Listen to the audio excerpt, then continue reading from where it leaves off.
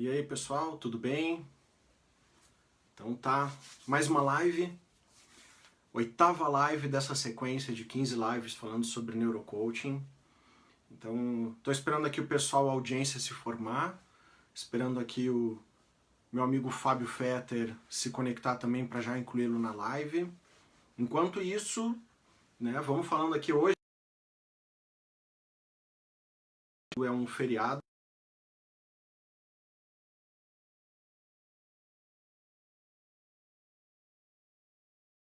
E provavelmente as pessoas estão em casa, as pessoas estão aí, pelo menos do pessoal do Rio Grande do Sul, né?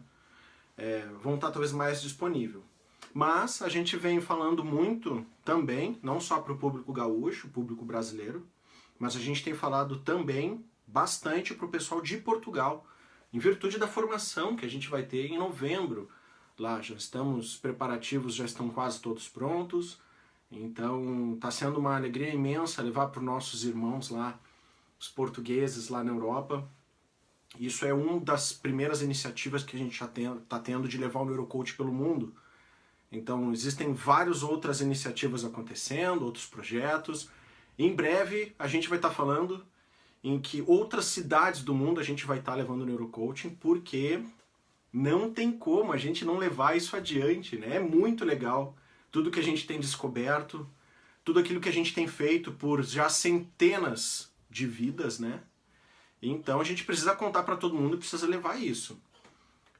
Existem várias iniciativas aí de coaching, de PNL, de um monte de coisa, mas a gente acredita que o que a gente tem feito tem gerado muito mais resultado e resultado de forma duradoura. Então, oi Cláudia, tudo bom por aí? Que bom que tu tá aqui. Meu amigo Fábio, vamos entrar, vamos te colocar aqui para a gente seguir a nossa conversa. Tá? E hoje é muito legal o tema que a gente tem para falar, né? A nossa oitava live, que é por que as pessoas procrastinam, como o neurocoaching vai ajudar. E sabe o que vai ser legal para quem chegou agora e tá querendo conectar, ou quem tá assistindo até o vídeo? E aí, Fábio, tô contando aqui pro pessoal, escuta aí. Boa Então, eu tô noite. falando pro pessoal aqui que hoje o que a gente vai falar que é por que as pessoas procrastinam e como é que o neurocoach pode ajudar. E, cara, isso tem sido muito legal porque eu já vi muita coisa na internet, né, falando sobre uma lista de coisas. Ah, como é que tu deixa de procrastinar? 5 passos para não procrastinar. E até são dicas legais, cara, mas no final das contas o nosso cérebro não tá nem aí para essas dicas, né? O nosso cérebro tem as regras próprias dele e é isso que a gente vai falar, não é isso? Boa. Então, vamos para isso. Boa, boa. Tava comentando aqui pro pessoal já, falando das nossas iniciativas aí do Levando o Neurocoach para Portugal, né? Falando aqui que é o 20 de setembro aqui no Rio Grande do Sul também, né? E aí o pessoal, acho que Feriadinho. vai ter mais gente para nos assistir. Daqui a pouco vai ter gente lá do... Quem tiver aí até no acampamento Farroupilha aqui de Porto Alegre, quem tiver fazendo alguma coisa, quiser dar um oi aí pra gente, para contar como é que tá aí, vai ser bem legal. Né? Isso. Tá. Por isso tu tá aí nesse visual férias, né? Né? Hoje eu tô até com a minha camiseta do Simpson, É. né? Minha camiseta do Simpson, porque o Simpson não tem nada de desenho de criança, né, cara? Eu assisto o Simpson desde que eu tinha 8 anos de idade, tô com 39 e ainda tô assistindo o Simpson, né? É muito Incrível. legal. Então é o seguinte, até onde eu tô, né? Esse fundo branco não é um fundo branco, isso aqui é um quadro. Uhum. E eu trouxe aqui o quadro justamente para que aqui no meu escritório, onde eu tenho o quadro onde eu faço minhas maluquices aqui, para a gente explicar um pouquinho desse lance de procrastinação, como é que o nosso cérebro funciona, porque nós não vamos dar dicas simplesmente, nós vamos falar sobre como o cérebro funciona mesmo, porque as pessoas entendendo isso, elas vão conseguir bloquear comportamentos, elas vão entender quais são os gatilhos que fazem ela ter uma procrastinação, elas vão entender como funciona o conceito de consumo de energia no nosso cérebro, por que algumas coisas a gente tem vontade de fazer, por que outras não. Então, esse é o nosso propósito. Não é só Uhum. falar de dicas e não sei o que, coisas que não funcionam, tá? A gente tem ajudado aí já centenas de pessoas com neurocoaching, centenas mesmo. Eu tenho uma lista de pessoas que a gente tem, não só pessoas que a gente formou, foram mais de 70 pessoas, né? 71 formadas, estamos fechando já a segunda turma, né? Agora que já está em andamento.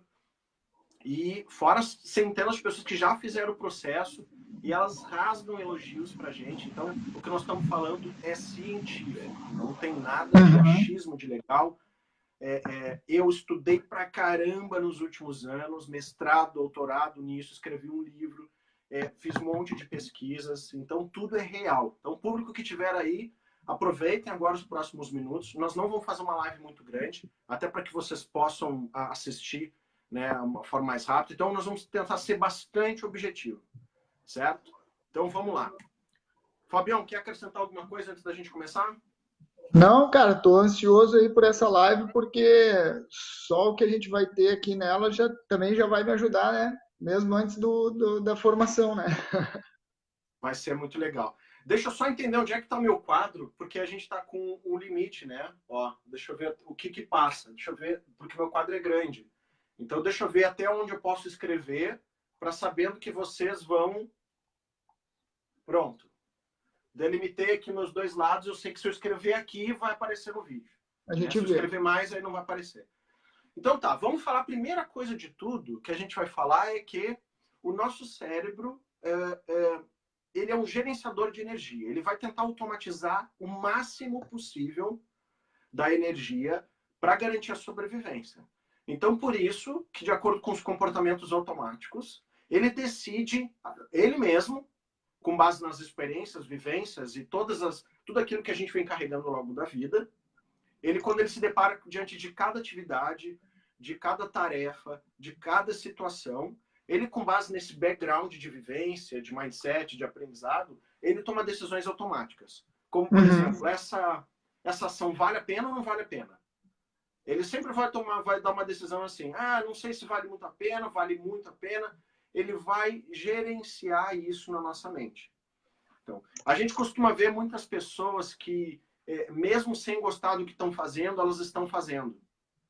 Né? Pessoas Aham. que estão em funções, em trabalhos. O cara é um funcionário de uma empresa, ele tem tarefas que ele odeia fazer, mas ele faz.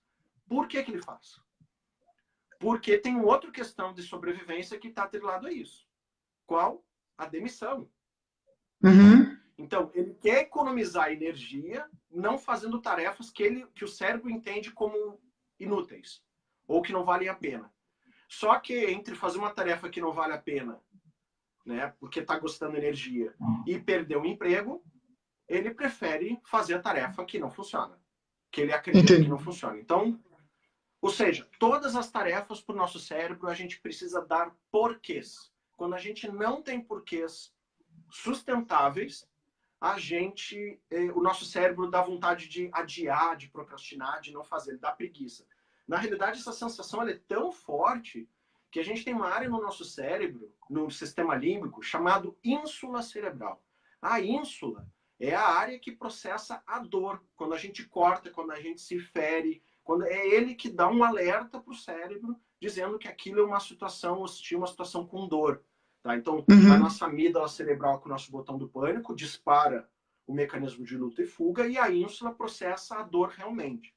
Quando a gente se depara com tarefas inúteis, em situações que a gente não gosta, que a gente não acredita, a ínsula cerebral, né, ela chega a dar ela dispara uma queda de tensão do cérebro. O nosso cérebro trabalha a 12 volts. Quando a ínsula Uhum. recebe uma dor, ela processa uma sensação de dor, ela dá uma queda de voltagem. Então, por isso que a gente, quando tem, por exemplo, acordar cedo quando está cansado, ou fazer coisas que não está afim, coisas que dá vontade de adiar, ou, sei lá, uma reunião, ou falar com uma pessoa que é muito difícil falar, que eu sei que vai ser um gasto mental absurdo, normalmente a nossa ínsula dá uma queda para que a gente evite de fazer aquilo. Porque aquilo não só é um consumo de energia que não vale, que a gente acredita que não vale a pena, como ele é potencialmente hostil para problemas no futuro. Então, ele tenta evitar ao máximo o problema. Nosso cérebro não quer problema. Tá? Então, é uma das coisas que acontece. Então, como é que a gente consegue mudar isso? Né? Como é que a gente consegue fazer o cérebro enfrentar essas situações? Bom, primeiro de tudo, vamos explicar como é que funciona o consumo de energia para as pessoas, para elas entenderem que isso aqui não é balela, que as pessoas, quando elas têm vontade de adiar, que mesmo elas sabem, pô, o cara sabe que tem que acordar de manhã cedo, ele é um empreendedor, ele sabe que precisa, que é ele que faz o salário dele, né? E mesmo assim, ele dá vontade de ficar mais tempo na cama, mesmo assim, ele sente, não vou fazer isso. Por que ele sente isso? Racionalmente, ele sabe que ele precisa levantar, que ele precisa fazer aquilo, ou quando ele tem que enfrentar uma reunião, ele sabe racionalmente. Mas o cérebro ele fica enviando informações para dizendo, e pior, ele gera informações na nossa mente que não existem. Eles ficam gerando informações lá no sentido de, tipo, dentro do nosso diálogo interno que a gente fala. Ele fica julgando, desiste disso, não vale a pena, pô, isso nem é para ti. E a gente acredita, tá? Então vamos lá, deixa eu mostrar como é que funciona isso. Ó, vamos supor, eu sempre faço esse desenho. Quem já me assistiu aula sobre isso sabe que eu sempre faço isso. Imagina que aqui, ó, aqui nós estamos recebendo estímulos de todos os lados. Estímulos processados, né, pelos nossos 5 sentidos. Visão, olfato, vou botar aqui, ó. Tem que cuidar, senão vocês não enxergam. Visão, olfato, paladar, tato. O que mais? O que está faltando aqui? Audição. Audição. Tá, isso são 5 sentidos básicos. A neurociência já diz que a gente tem quase como se fosse um sexto sentido. Mas não é que é um sexto sentido. É um conjunto de percepções que vão armazenadas, que vão fazendo uma série de memórias sobre isso, que quando a gente se depara com uma situação, a gente meio que, o cérebro meio que avisa, essa situação é estranha, não sei bem, isso não está me cheirando bem, que normalmente as pessoas misticamente atribuem a um sexto sentido. Hoje, dentro da neurociência, a gente fala que esse sexto sentido não é que é um sexto sentido, mas é um acúmulo, né, de coisas. A neurociência prova que isso é real, tá? Então, existe também isso. Além disso, a gente vai ter processamentos internos, como, por exemplo, o processamento da sensação de fome, a sensação de dor, de calor, de frio, né? Tudo isso que a gente está sentindo naquele momento. Então, tudo isso aqui são percepções que a gente tem que refletem, olha que maluco isso. 11 milhões de bits por segundo de informação o nosso cérebro recebe através disso. Tá? Só que nós só somos capazes de perceber de forma consciente. Então, por isso isso aqui é como se fosse um funil que goteja informações. Só passa por aqui 40 bits por segundo. De 11 milhões que somos impactados, só passa 40 bits por segundo. Tá? E o pior, dos 40 bits por segundo que passa, somente de 5 a 9 bits por segundo são memorizados. Viram memória, somente isso. Então imagina só o quanto que a gente acredita que sabe das coisas.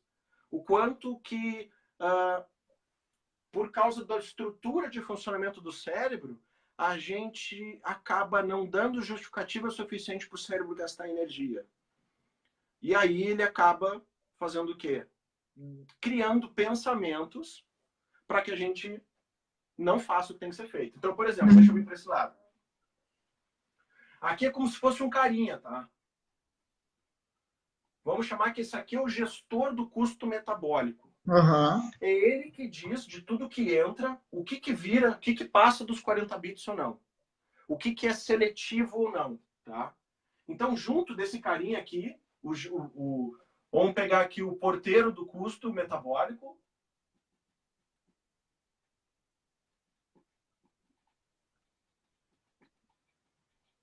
O porteiro do custo metabólico é ele que decide quais são os critérios que ele usa para deixar a informação passar. Ele ele usa para passar o seguinte, ele usa algumas coisas. Tá? Então, ele usa, por exemplo, os botões de importância primária, que são luta, fuga, alimentação, reprodução e proteção. Esses botões são inconscientes. Opa, estou bem fora.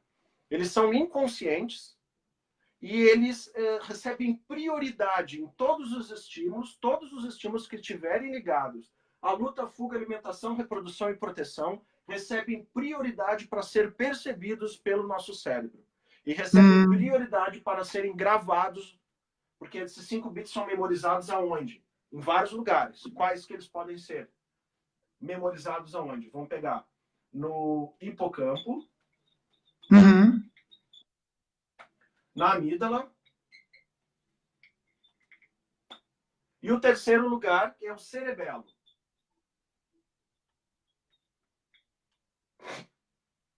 Hipocampo, memória de fatos, amígdala, memórias traumáticas, cerebelo, memória de trabalho. Que foi? Não. Uma das nossas assistentes da live disse para eu sorrir. Eu tava sorrindo. Vou dar uma sorrida, tá? Olha só. O que mais o porteiro deixa passar? Propósito. Propósito de vida. O porteiro, ele diz, beleza, pode passar. Isso aqui é importante. Deixa eu até grifar aqui para separar. Tá? Vocês já vão enxergar como é que funciona essa questão de consumo de energia. Tá? Mas essa isso é secundário dizer... já, Thiago. Isso já é secundário. Okay. O propósito já... Não. O propósito de vida está ligado também aos botões de importância. Eles têm a mesma prioridade. Tá? Tem a mesma prioridade. A gente vai ter ainda outros, e aí secundários, que são os botões, que a gente chama botões originais e botões secundários, que chama.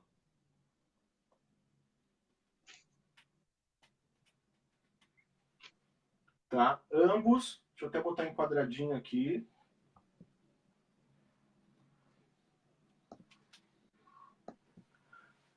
Ambos recebem prioridade menos importante. Botões de importância original, vamos lá, só para exemplificar para vocês o que é importante para a nossa mente.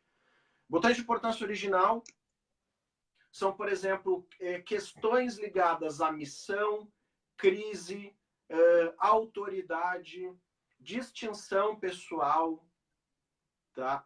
Assuntos ligados a esse, nosso cérebro, opa, deixa eu prestar atenção que isso aqui é importante. Tá? E outros, os botões secundários, aí nós estamos falando sobre oportunidades, estamos falando sobre resolução de problemas, tem uma lista bem interessante, que agora de cabeça eu não estou lembrando de todos. Tá? Então, esses são os critérios todos que o nosso custo metabólico diz. Além disso, a gente vai ter um outro detalhe que depende de duas coisas. Do nosso momento de vida e do nosso perfil psicológico, que são os filtros de interesse.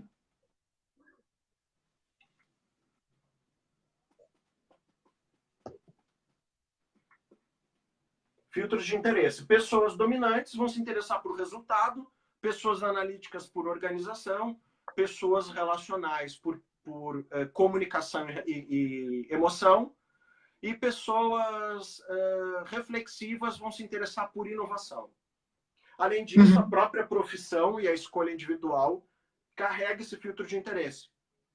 Para que de cada estímulo que a gente receba, os filtros dizem, além dessas questões todas, o que eu presto atenção ou não presto. O que tiver fora disso, o cérebro descarta, basicamente. Não gera memória, não gera aprendizado, não gera nada. Tá? Então, o que acontece? Além disso, a gente vai ter... Deixa eu pegar outra caneta aqui. A gente vai ter o nosso diálogo interno. Tá?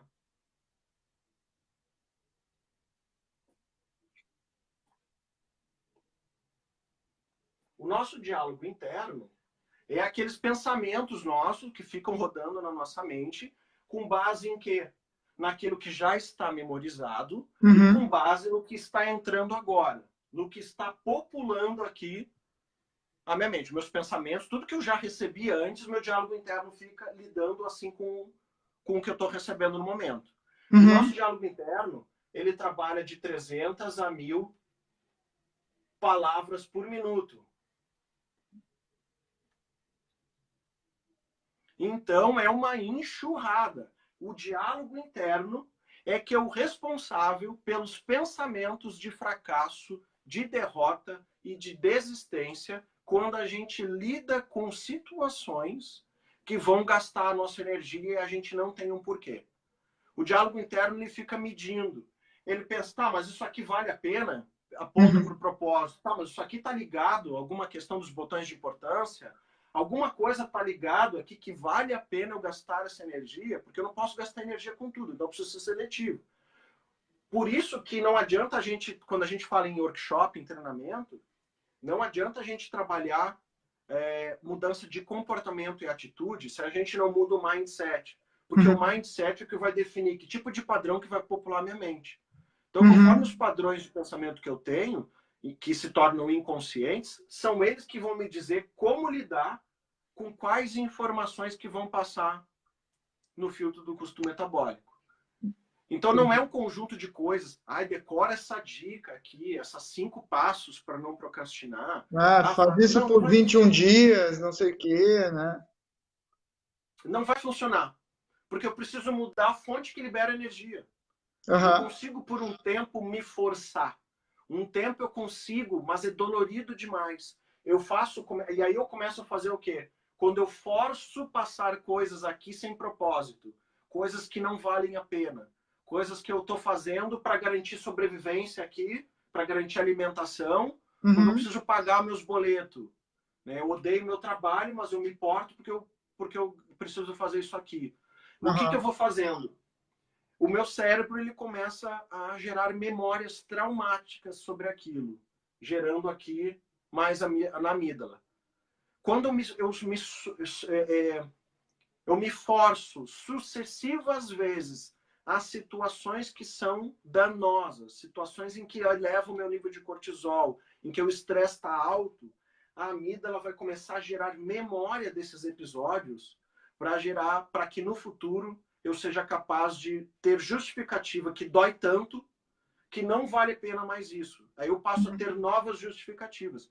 Por isso que algumas pessoas tendem a só mudar diante da dor, e muita dor. Porque essa dor passa a ser tão grande que ela passa a ser uma justificativa suficiente para o custo metabólico liberar energia para gerar uma ação. Entendi. Então, aquilo, meu emprego está uma bosta, mas eu não vou trocar porque eu preciso garantir a sobrevivência. Só que na medida que eu fico me sentindo tão mal, que essa conta não fecha mais. Entre pagar os boletos ou desgastar emocionalmente, essa conta fica... Pagar os boletos passa a ser uma boa... Não pagar os boletos passa a ser uma ótima opção em detrimento do todo aqui que eu estou me ferrando. Então, de novo, o custo metabólico ele só gera mudança se a gente mostrar que vale a pena. E mostrar que vale a pena de diversas formas. Seja pelo propósito, ou seja pelo nível de dor e insatisfação que eu gerei para mim mesmo, que está nas minhas memórias aqui. Então, quando a gente fala de procrastinar, é muito além do que simplesmente dizer para o cara, quando tu chegar no escritório, tu não abre o Facebook para não perder tempo. Aí tu já vai direto para os e-mails, ou coloca os e-mails para acessar só de hora em hora. Cara, tudo isso aí pode até ser uma questão de gestão do tempo, só que o cara não vai fazer isso, mesmo sendo regras legais. Ele não vai fazer isso porque não está nem aí para isso. Ele quer mais se liberar. O cortisol está tão alto no sangue dele que ele vai tentar buscar distrações ou fontes de dopamina ou citocina para cortar esse cortisol. Então, tu pode dar a regra mais bem construída, mais bonita do mundo. que o cara vai continuar adiando e procrastinando. Porque é muito além disso. É um mecanismo de defesa que a gente está tentando burlar ele apenas com 15% de racionalidade. Não vai funcionar. O cérebro, os 85%, o emocional e o instintivo, ele tem regras próprias. E a gente precisa ser capaz de entender essas regras próprias e jogar com elas. Não adianta jogar contra elas, porque não vai funcionar. Aham.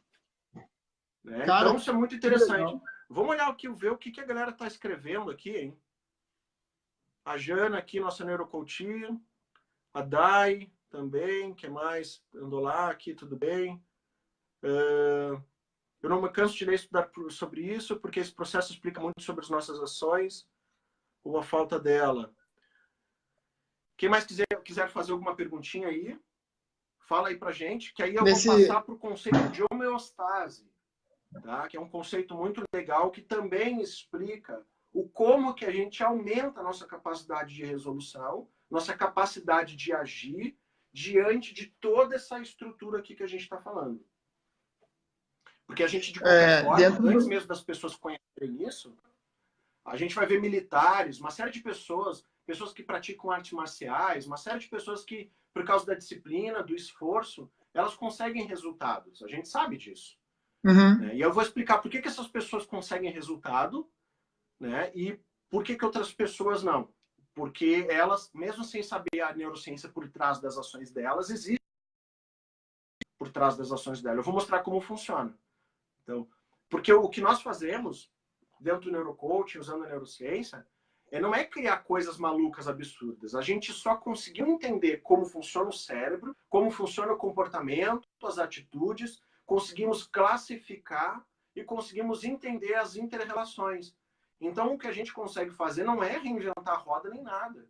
Em geral, quando a gente explica essas pessoas, as pessoas olham de cara, então é assim que funciona. Pô, comigo acontecia assim. Então, é uma situação que todo mundo se identifica de alguma forma quando vê isso.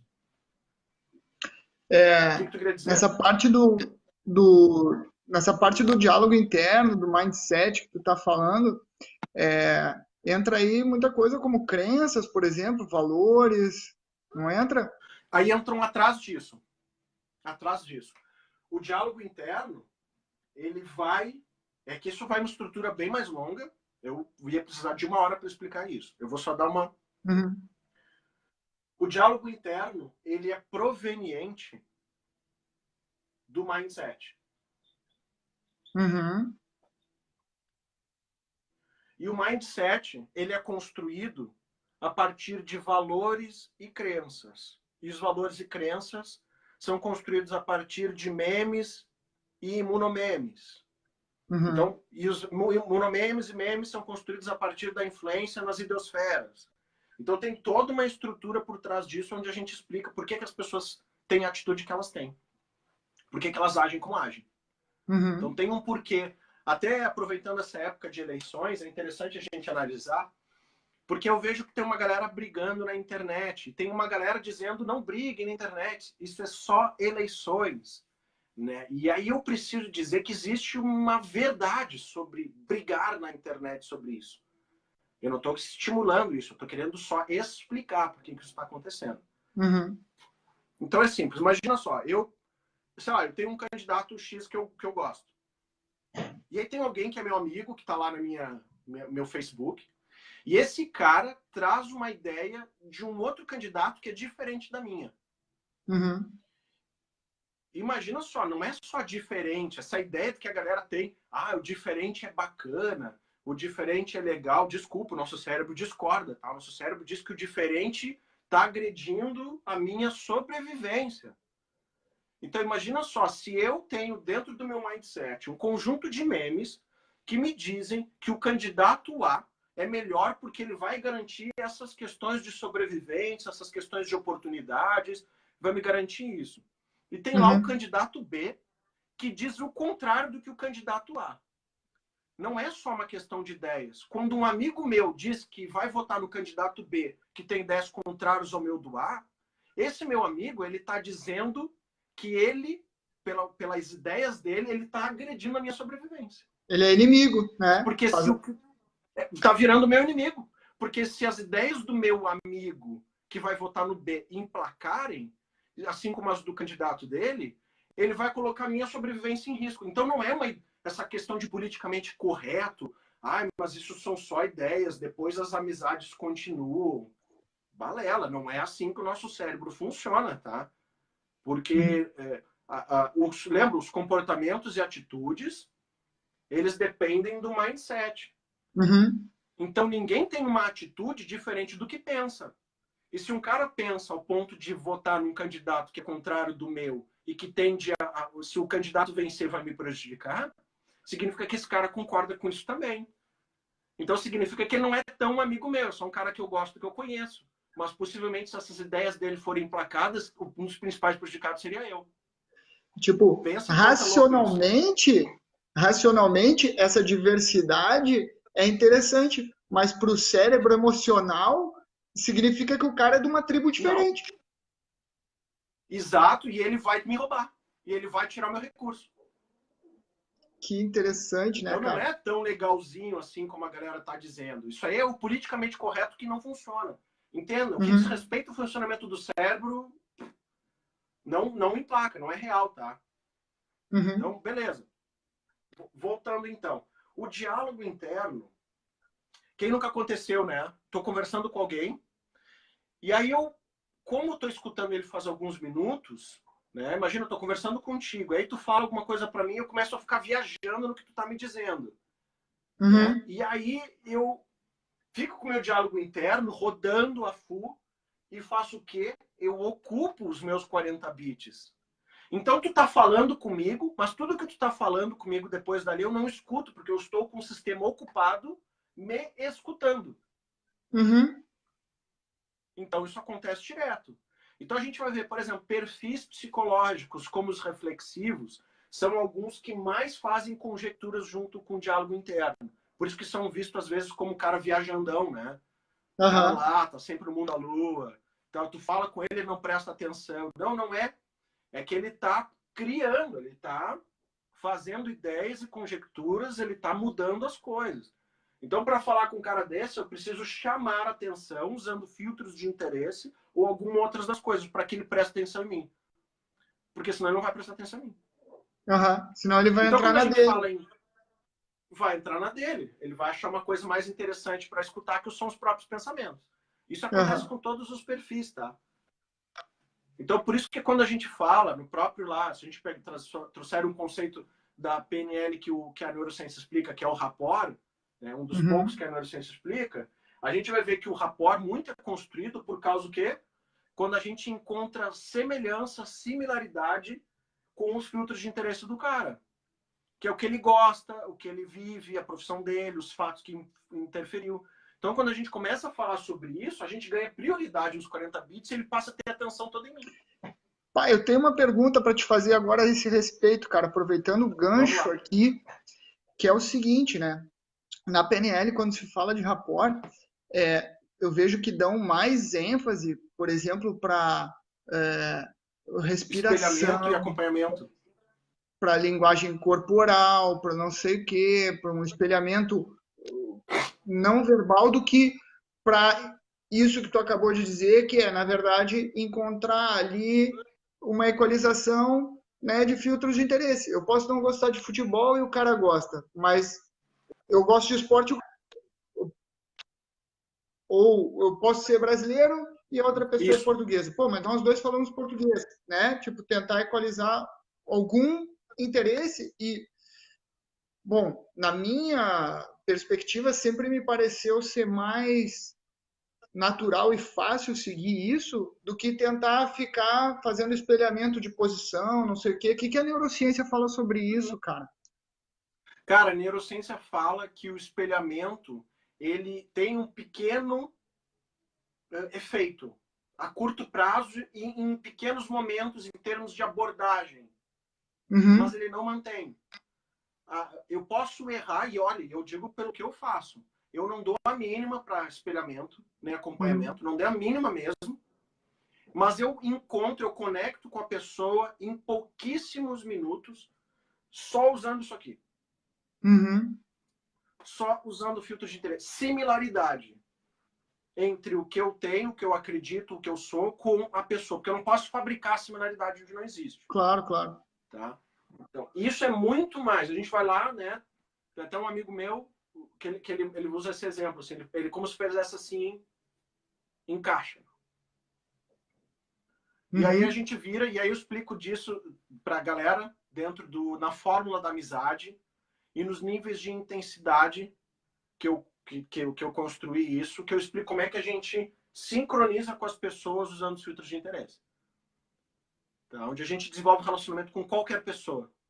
A gente vai conseguir ir em feiras, em eventos, em reuniões, e consegue conectar com essas pessoas, com qualquer pessoa. Tá? Eu explico como é que a gente faz isso. Porque, principalmente com o nosso neurocoach. Tá? Então, e a conexão, as conexões emocionais que eu faço, elas também geram, porque conexão emocional significa garantir o quê? Reconhecimento e pertencimento. E garantir reconhecimento e pertencimento significa garantir minha sobrevivência. Então, quanto mais aliados eu tenho, melhor vai ser a possibilidade para me desenvolver e para gerar negócios. Então, essa aqui, para conectar com as pessoas, é extremamente importante. Então, a PNL ela fala sobre o conceito de rapport, de sincronização, mas ela é muito superficial porque ela não conhece isso aqui. E a gente usa, por causa disso, neurônios espelho, né? E por causa dessa questão de sincronia de filtros de interesse, o cérebro da outra pessoa libera ocitocina.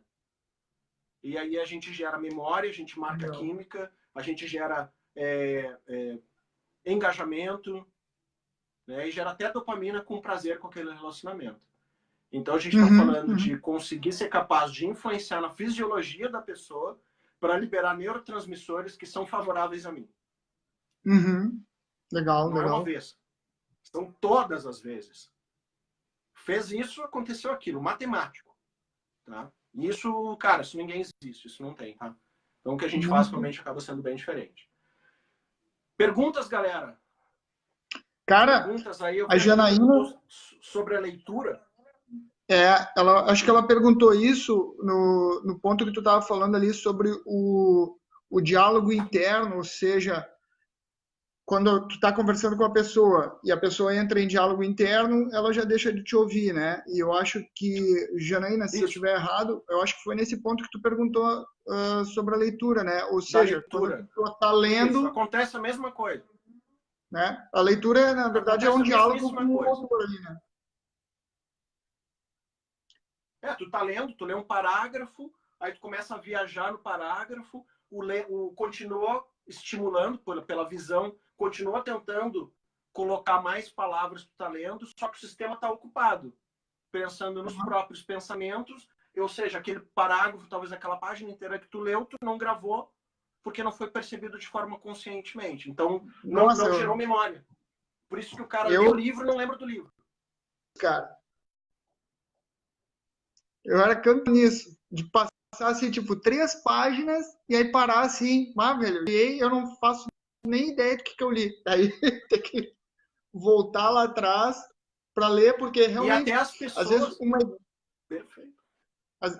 Às vezes uma ideia ali me disparava um pensamento qualquer, né? Tipo, uma coisa tão extraordinária que eu estava lendo ali, aí me disparava um pensamento qualquer e eu começava a desembrulhar a partir dali, mas, tipo, os olhos iam seguindo a leitura, né? Mas não registravam nada. Não registravam nada. Cara, e é normal. E isso é legal, como autoconhecimento, para as pessoas entenderem, não, tu não tem problema nenhum, é normal, porque em geral as pessoas talvez possam até se sentir, eu sou burro, eu não sei ler, eu tenho problemas. Não, tu não tem nada, é normal. O cara que diz que lê o livro em 1 hora, ele que tenta usar de uma validação social, de pagar de intelectual, mas ele não tá aprendendo nada, tá? O cara que diz que leu numa 1h30, que lê um livro por semana, esquece. Ele tá passando os olhos, mas ele não tá retendo informação, não tá gravando.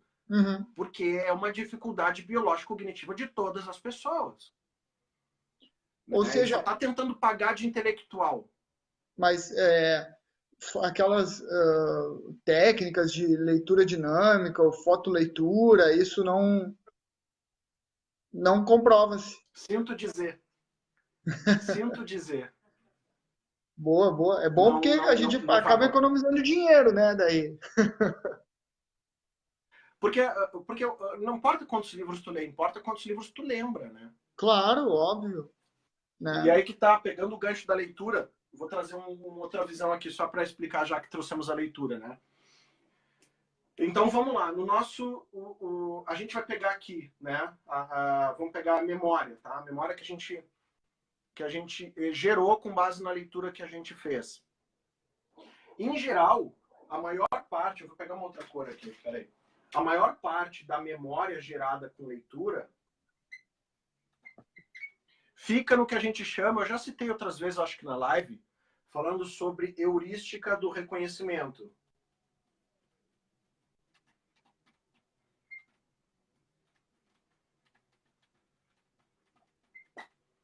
Tá? Heurística do reconhecimento, que é um estágio inicial de aprendizado.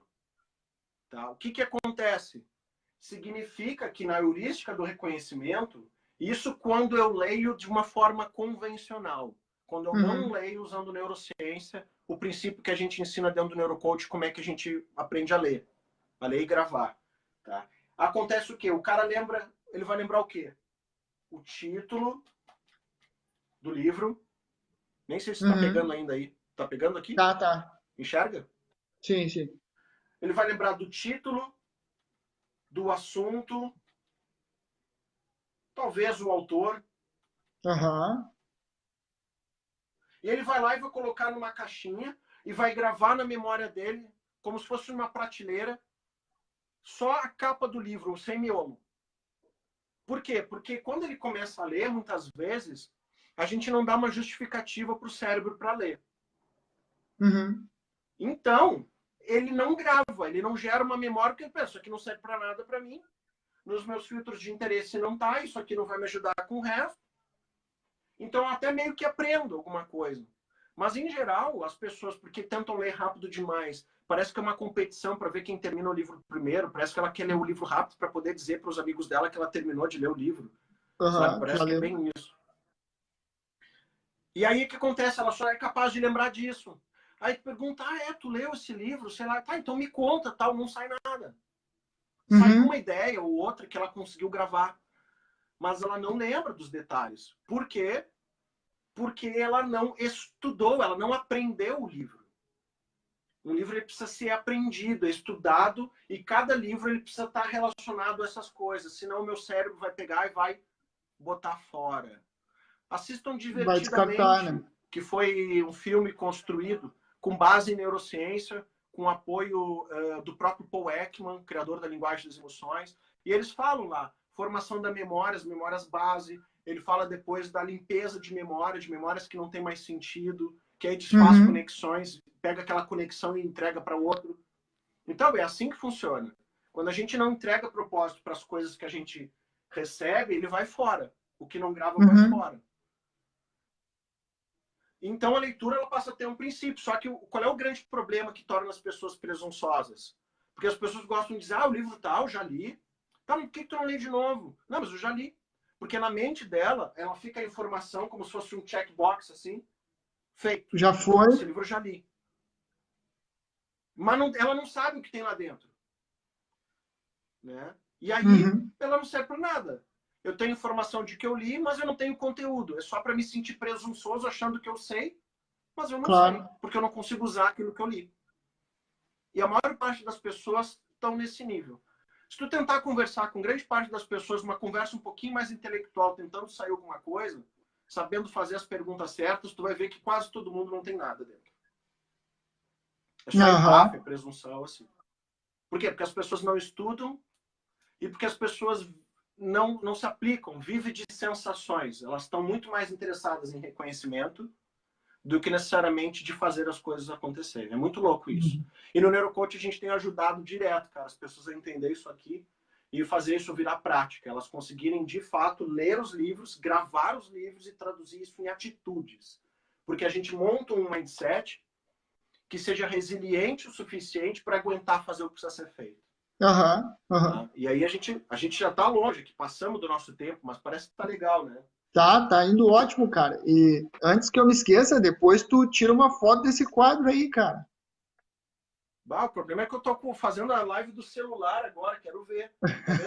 Talvez a gente vai ter que tirar uma foto assim. Tu consegue ver tudo aí? Consigo, cara. Mas quando acabar, não sei, tu tava Eu pretendendo apagar o quadro agora? vou apagar ele agora. Então, peraí, Mas tu deixa eu vai ver tentar de tirar novo lá uma. na formação em Portugal, tu vai ver isso. Tu vai ver bastante isso. Né, isso aqui. Cara, Então, mas isso aqui, pra muito vocês terem uma show. ideia, isso aqui tá sendo parte do meu livro.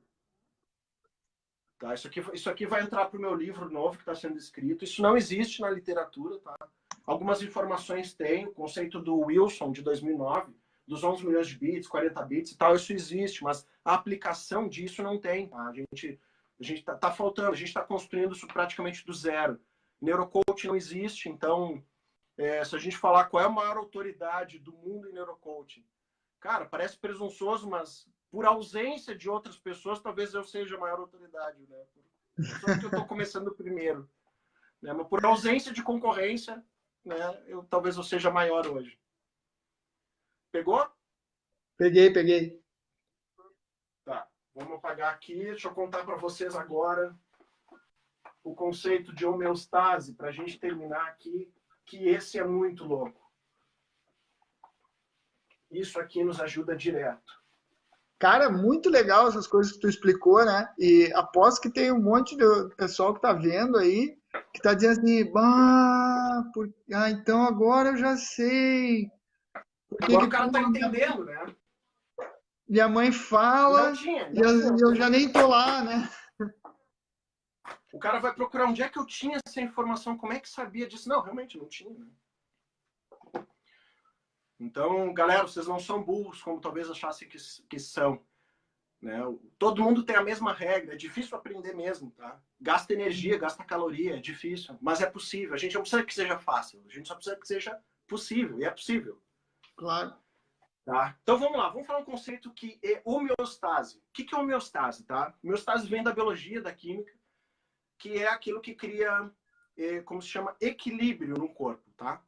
Eu vou tentar traduzir de uma forma bem coloquial, bem fácil de entender, então eu não vou trazer termos, né? Porque não é a ideia. Eu quero que a galera entenda. Então, assim, homeostase significa que a gente está pegando algo que está em equilíbrio e estamos gerando desequilíbrio. E o desequilíbrio é fundamental para o crescimento e para o avanço. Então, vamos lá. Como é que é o conceito? Imagina que esse aqui é o nosso mínimo e esse é o nosso máximo. Mínimo que eu consigo fazer em termos de ação. Mínimo que eu consigo... Vamos pegar meu nível máximo de preguiça. Uhum. E aqui o máximo que eu consigo fazer. Aqueles dias que eu estou inspirado, que eu estou produzindo, que eu estou super elétrico, que eu estou enlouquecido.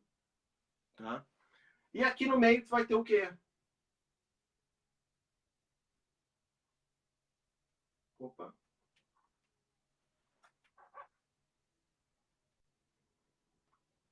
Zona de conforto. Uhum. A zona de conforto ela não está nem no máximo, nem no mínimo. É algo que é confortável. E a maior parte das pessoas fica aqui permanentemente.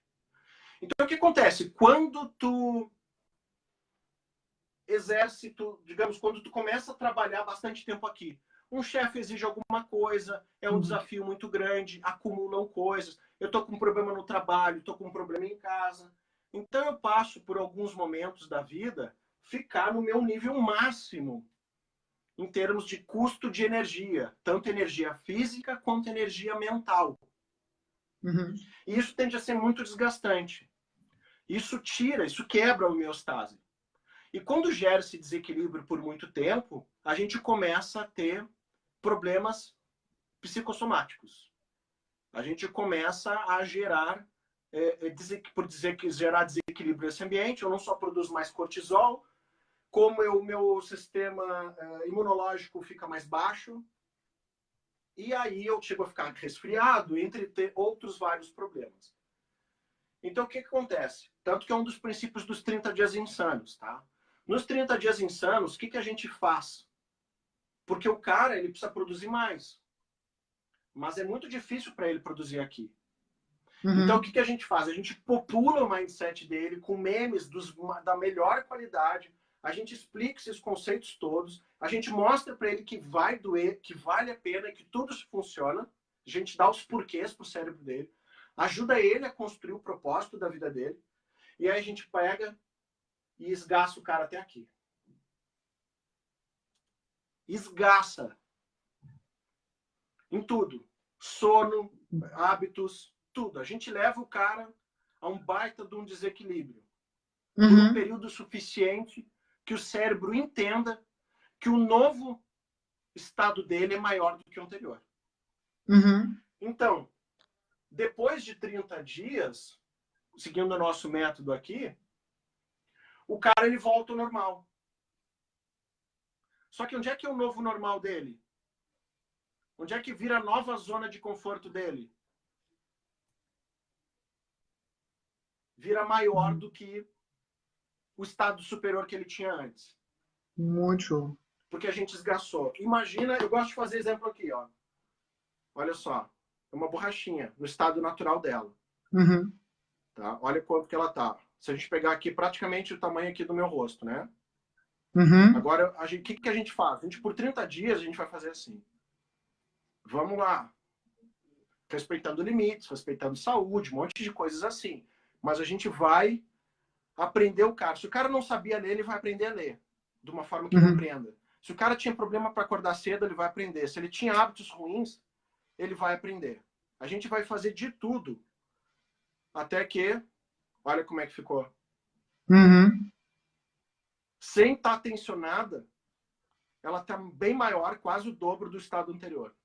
Então é isso o que a gente faz. A gente aumenta a produtividade usando os conceitos de funcionamento do cérebro. E o próximo estado, ele não é mais provisório, ele é permanente. E o que o coaching tradicional faz? O coaching tradicional vai lá, faz um esforço para o cara atingir um objetivo. Ele atingiu o objetivo, né? Ele atingiu o objetivo, volta. Volta o que era. Por quê? Porque a gente não usou o funcionamento do cérebro a nosso favor. Então a gente só fez um esforço coordenado por um tempo. Mas a gente não mudou o resto. Não alterou o custo metabólico. Não mudou o mindset. Não gerou uma nova zona de conforto, alargando a homeostase. E aí volta ao normal. Então, pessoas procrastinadoras, elas não só adquirem o hábito de deixar para depois, mas elas também não enxergam propósito nas coisas que elas fazem. E elas não entendem como elas funcionam. Então, elas, por exemplo, vão tentar fazer uma atividade que é super difícil, num horário que não respeita o horário de funcionamento dela, porque o ser humano tem cronotipos, ou seja, cada pessoa tem um horário que melhor funciona, seja manhã, tarde ou noite, é biológico, genético. Tá? E também as pessoas vão ter momentos, né? Imagina só se eu recente, tipo, discutir com um cliente por telefone. Como eu estou emocionalmente? Eu tô abalado, tô chateado, tô um pouco agressivo, tô ainda atrapalhado. E a próxima reunião que eu tenho é uma reunião muito importante. Com um baita do negócio. Como é que eu tô para fazer isso? Que era algo... Imagina, essa reunião, por ser muito importante, é algo que eu preciso de um nível de atenção e de energia mental muito grande. Só que na reunião anterior, eu me gastei emocionalmente. Então, o que acontece? Na próxima reunião, eu vou estar prejudicado. Eu não vou conseguir gerar o rendimento. Então, quando a gente aprende a lidar com essas variações do nível de energia e que tarefa fazer em cada nível de energia nosso, a gente não adia mais. Porque o meu nível de energia mental vai estar de acordo com o nível de energia mental requerido para fazer aquela atividade. Então não tem por que eu adiar. Não só porque a tarefa eu passo a entender o propósito daquilo que eu estou fazendo, como eu estou mentalmente preparado para fazer aquela tarefa. Entendi. Porque o desalinhamento desse preparo faz com que eu não consiga. A gente pensa, putz, não tenho paciência agora. Falar com aquele cara, não. O dia já foi difícil hoje, vou deixar para amanhã, não aguento. É o que normalmente as pessoas fazem. Né? Por quê? Porque é bastante difícil a gente lidar emocionalmente quando a gente não está preparado para alguma coisa. E o que a gente tem feito até agora, né? A gente tem se forçado. por convenções, não só porque a gente tem que trabalhar no horário comercial muitas vezes, mas porque normalmente as pessoas, principalmente quem não é empreendedor, o cara é meio que alugado, né? Ele faz o que pagaram ele para fazer, independente se ele está afim ou não, está preparado ou não, ele tem que fazer. Exato. E nisso se prioriza o contrato e não o resultado. Porque se eu estivesse me preocupando com o resultado, meu objetivo é vencer. E vencer significa usar o melhor da minha energia mental para o melhor de cada atividade. Então, seguir o processo não é o mais importante, e sim chegar no resultado final com melhor qualidade. Se a gente entendesse isso e mudasse isso, nós não só tínhamos melhores resultados, como as coisas funcionariam melhor. Só que o mercado ainda não está preparado para isso. Porque isso subentende uma liderança muito liberal. Uma liderança madura com equipe madura. É uma mudança muito grande de paradigma, né? Funciona, mas a gente está iniciando muita coisa com relação a isso. O próprio neurocoaching é algo que a gente tem visto que, cara, não importa de onde que o cara é líder, qual o nível de liderança, esse cara tem que ser neurocoach. Senão ele vai ser só um cobrador de tarefa. Uhum. Não vai ser um cara que vai conseguir desenvolver talentos, vai conseguir motivar, ter galera engajada, ter os melhores resultados. Eu entendo claramente isso. Se ele não aprender as ferramentas de neurocoaching, ele é só um cara que vai cobrar diferente. Pode até ser amigo dos caras, mas vai cobrar, né, como sempre os outros fizeram. Mas não vai conseguir extrair o máximo das pessoas. Muito então, legal. O que a gente está fazendo é disruptivo, cara. Porque não existe. Ninguém está fazendo isso aqui. A gente pode vasculhar a literatura toda e a gente não vai encontrar isso aqui. Muito show, certo. Cara. Cara, passou Amigos, voando aí. Quem está assistindo aí, alguém quer pergunta?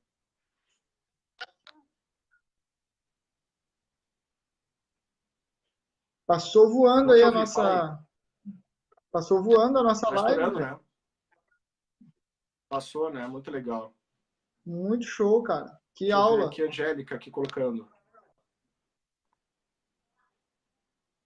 Olha só, Angélica, eu não vou conseguir te responder isso aqui agora, uma resposta um pouquinho longa. A gente está estourando o nosso tempo. Mas eu quero convidar você o seguinte, olha. Quinta-feira que vem, live 9, nós vamos seguir falando sobre essas coisas de desenvolvimento humano. Tá? Nós estamos agora, a formação em Porto Alegre já começou, a turma já está andando, ela já está fechada, mas ainda em Portugal, a gente vai estar com a formação em Portugal em novembro. Tá? Então, aqui, a gente até posta aqui o link já para vender, a gente já fez várias inscrições, acreditamos que vai esgotar rápido, tá? Até por falta de um tempão, mas a gente já escreveu várias pessoas. Então, vale a pena. Daqui a pouco, quem quer fazer um certo turismo, é mesmo do Brasil, vale a pena ir lá. O preço está super atrativo. Tá? O preço, nós conseguimos fazer um preço bem legal, mesmo para Portugal. É praticamente o preço do Brasil, só que em Portugal. Então, daqui a pouco, o cara coloca mais uma passagenzinha, uma hospedagenzinha, e vai ter uma experiência espetacular lá. Vale a pena também, daqui a pouco, quem é do Brasil e quiser investir uma graninha aí, vai ser muito bom. Vai ter uma boa surpresa aí, né, cara? No intervalo entre os fins de semana, tem muita coisa legal para ver. Isso. Quero aproveitar só, antes da gente encerrar, quero dar uma notícia bem legal, algumas pessoas já estão acompanhando, mas a gente trouxe aqui, a gente falou em alguma outra live também, nós estamos trazendo aqui o James McSill, que é um meio gaúcho, meio escocês, meio do mundo inteiro. É um cara fantástico, um dos maiores autoridades do mundo aí de storytelling. Né? Com certeza o cara mais bem sucedido no assunto do mundo e uma das autoridades mais importantes. Então ele vai estar em Porto Alegre, dia 26 de outubro. A gente está aí, já vendemos um monte de ingresso. Tá? Então quem quiser comprar tem que correr, porque vai esgotar rápido. Tá? Tem empresas ligando de grupo para comprar. Né? E a gente tem 3, 4 dias de venda de ingresso e a gente já vendeu um monte, só para vocês terem uma ideia. E mal comecei a anunciar ainda. Então a gente vai estar no Shopping Iguatemi, no Pier X, é um lugar super legal, uma vibe de startup, muito bacana.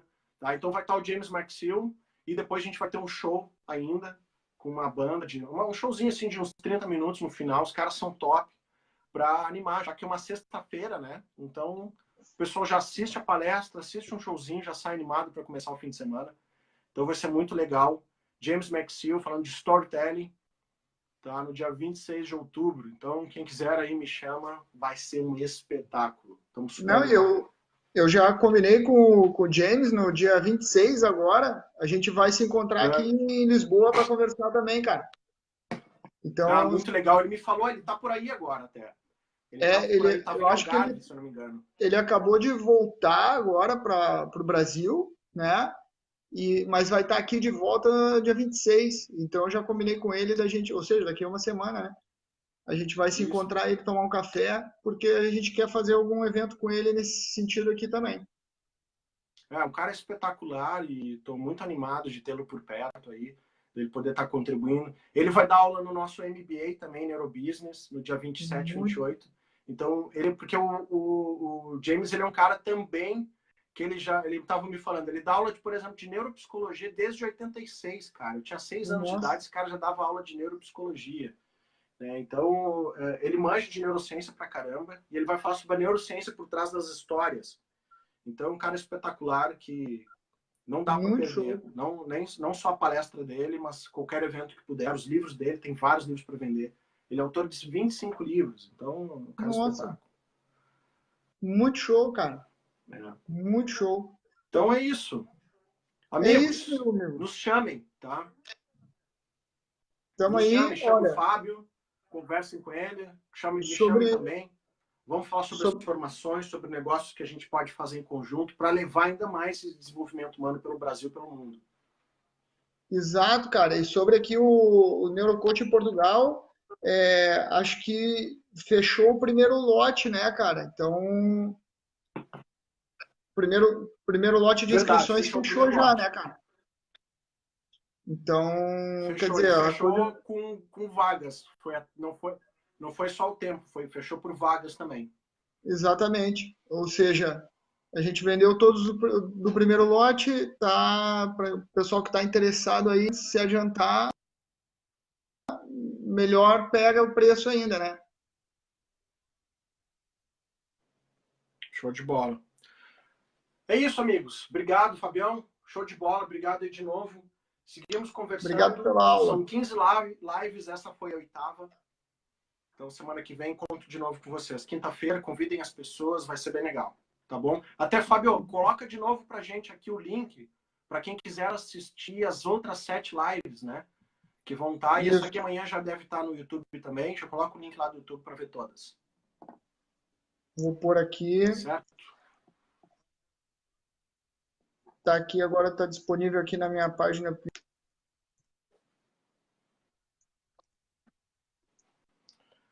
Show de bola, amigos. Obrigado.